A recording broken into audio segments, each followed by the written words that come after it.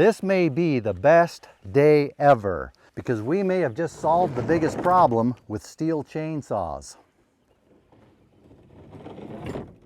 Oh, the joys of working on a slope.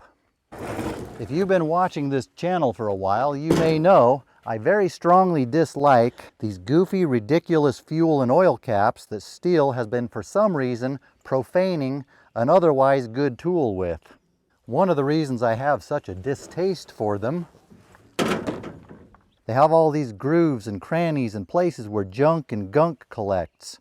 Then when you open them up, that junk and gunk ends up falling down into the fuel tank. Unless you want to take the time to clean all that out every time you open these. But why have something where you have to take the time to do that instead of having something where you don't have to take the time to do that? We probably wouldn't have so much junk and gunk collecting around these if they didn't leak. That's one of the other problems with these, they leak. If it was a case of after a few years they start leaking and you have to replace them, that might be reasonable. But this is a brand new saw. This is 3 months old, maybe 4 at the most. It's already leaking fuel. I wiped most of it off, but there's a little bit of a green-blue color in the corner from the 2-stroke fuel. Oil caps leaking already. I didn't think to get video of it before I wiped it clean, but here's the shelf it's been sitting on the last few months. Now do you believe me when I say these caps are goofy and ridiculous? Not to mention the few times where I had an oil cap closing malfunction, didn't get it quite closed properly, picked the saw up, and glug, glug, glug, oil everywhere. The worst time, or times, was when I put the saw up logger style and I got glug, glug, glug all down my backside. That's operator error, but that doesn't happen with regular screw caps. Operator error or not, either way, I hate it when that happens. Makes a big old mess.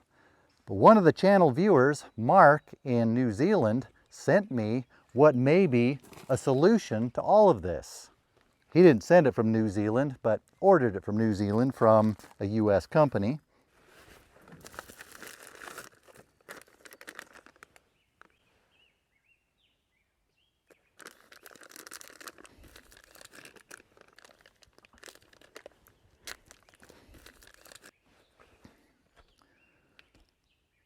Look at that, no goofy flip top.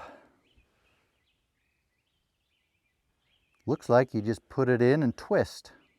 Is that possible? All you need to do is put them in and twist? You don't need some goofy flip top on the top? Why didn't Stihl think of this? Thank you very much, Mark. That was very kind of you. It was either kindness or you got tired of listening to me complain about these goofy caps. My guess is it was both. I'm already liking the looks of this one better. Instead of having these grooves in here where junk's going to get caught, this looks like it may have solved that problem. Put the new one in. Get all that gunk out of there. See how this rim disappears right here and you got this little groove? That's another place where gunk accumulates. When you take the cap off, it falls in the tank. Let's see how this goes. In and twist. First thing I notice is how firmly it twists in. It feels good and tight.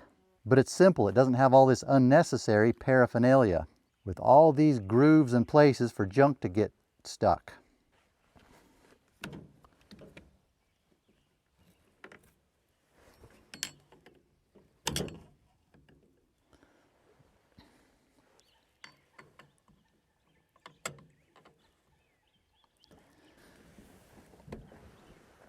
You have to twist those pretty good to get them to lock down.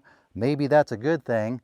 Maybe they'll sit in there tight so they won't leak. Because of the way the tank is built, we still do have these grooves in between where gunk can accumulate.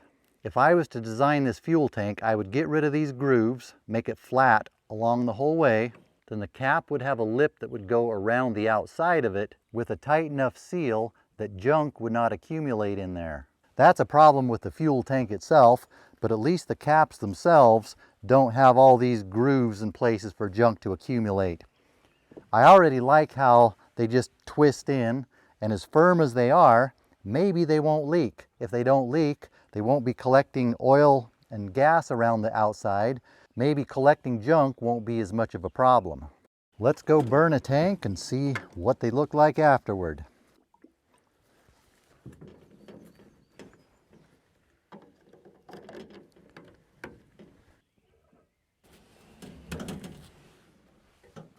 We'll start out by taking down this dead Douglas fir, which is leaning out over my road. Someday it's going to rot off and end up in my road.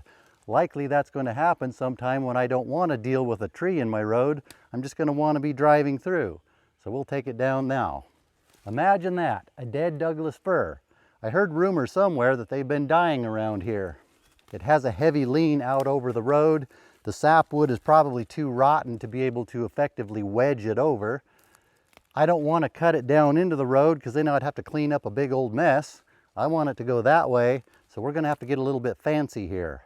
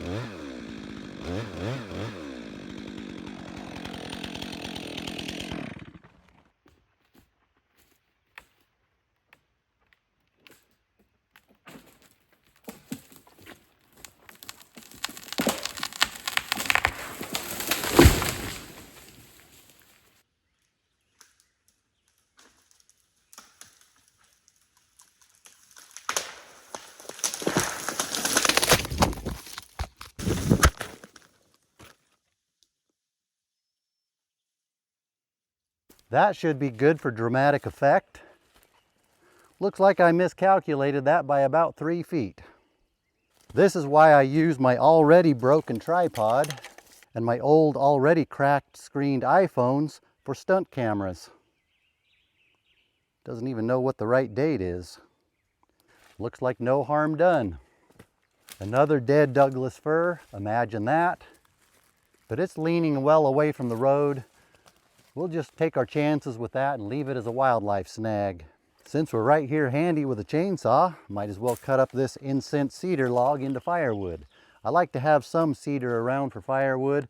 Makes good kindling and it's good for getting fires started.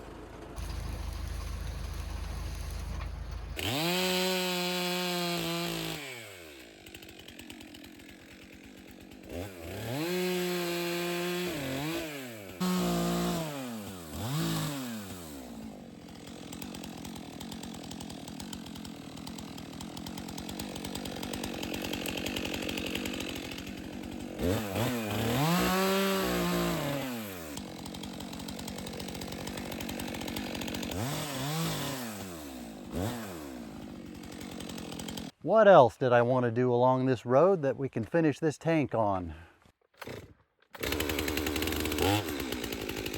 We can thin out these oak sprouts, or as they might say in the UK, oak coppice. Take out this black oak to favor the white oak next to it, because white oak does a lot better in this spot. Thin them out to leave the best few stems, to grow into bigger trees.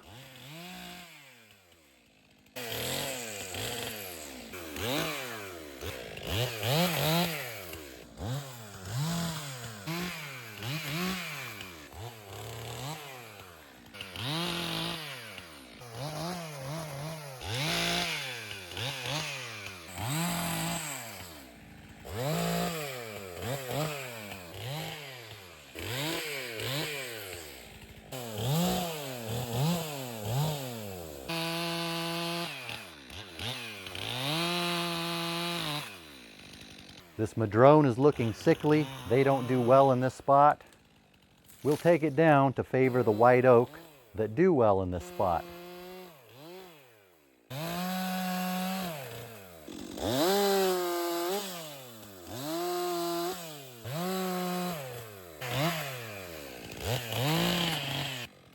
Except we have too many white oak in this spot. Oregon white oak likes to have a lot of space. I'll take this poorly formed one out of the middle to give more space to the two better ones on either side of it.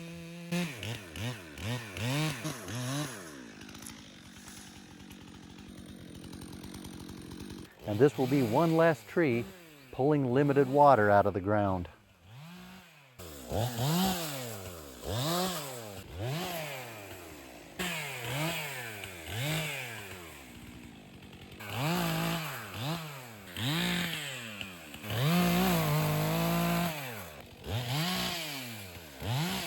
This spot should look good after I get the slash all cleaned up. Let it dry out, then burn it. On the other side of the road, we have all these madrone stumps sprouting back into suckers. We'll cut these down to the ground to make it easier to keep the brush mowed in here.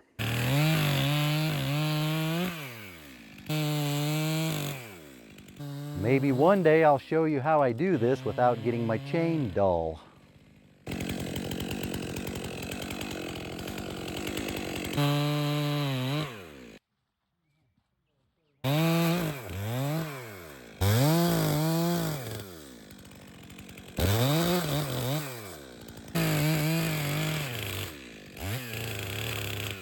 If I would have left these stumps and the suckers, they would have just grown back into a big brushy mess, all trying to grow back into new trees. Now that these are all mowed down to the ground, I can come back every 2, 3, 4 years and mow this down to get rid of all the poison oak and brush. I don't have a problem with having a madrone tree grow back here, but how many madrone trees do I need? I don't need a gazillion of them right here. I left this one to let it grow. Have a white oak right there, have a white oak and a black oak right next to you, plus this big cedar tree and the pine.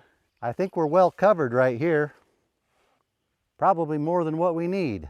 We got a lot of work done on a tank. Let's see what these look like. No sign of leaks, that's a good thing. Not a lot of junk down in that groove. Fairly easy to clean off since it's not leaking.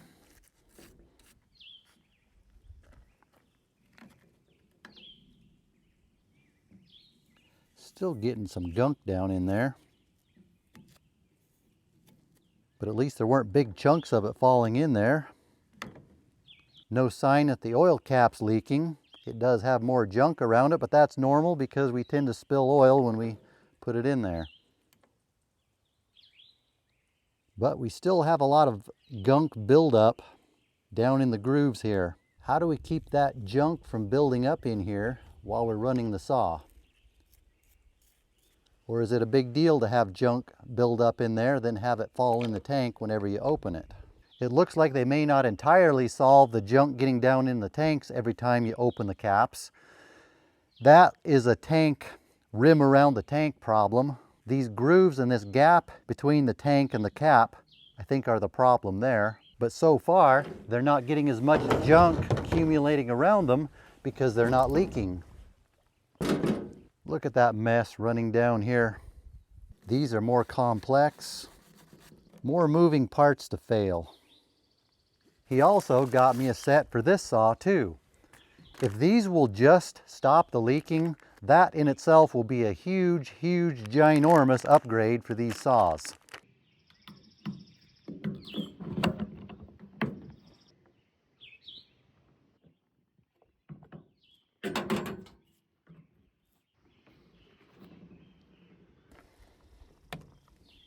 I already like the simplicity of them. If these don't leak, we'll just have to give them some time, see if they leak or not.